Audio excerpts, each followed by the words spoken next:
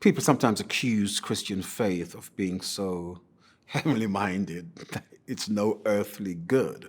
And there is a very good reason I find why people do that. It's because in many instances it's true that there are some sections of Christian community who think that the whole of Christian faith is about what happens on a Sunday morning or a Wednesday evening Bible study or the piety of me, my Bible, and God behind closed doors. So there is a lot of good reasons why people are nervous about the relevance of Christian faith, and the fact that Christians are sitting twiddling their thumbs and waiting for the second coming, the date as yet unspecified, all of that kind of ethereal stuff will cause people to think that we can be so heavenly minded, we're no earthly good.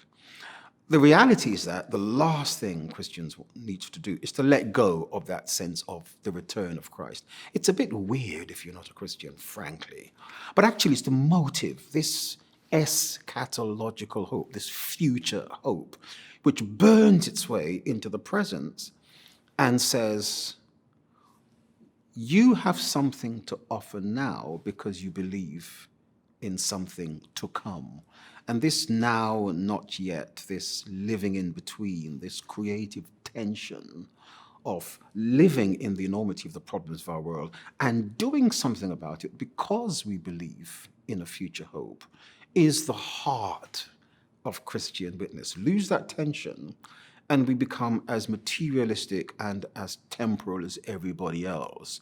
Lose the practicality of that application, and we cease to bring hope into very difficult and jaundiced situations. I remember on one occasion, I was one of a party of 3 Christian leaders who were giving evidence to a very high-profile and difficult case of a young man called Stephen Lawrence who'd been murdered by racists in London. This was about 10 years ago, perhaps.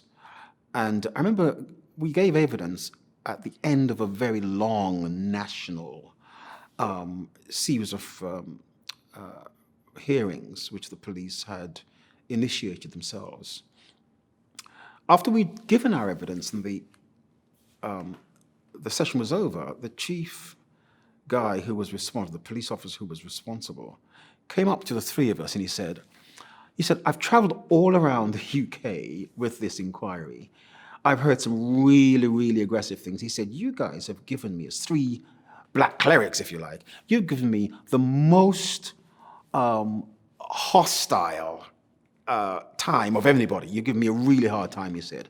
But you've also given me hope, he said. You gave me a hard time, but you've also given me hope. Can we work together?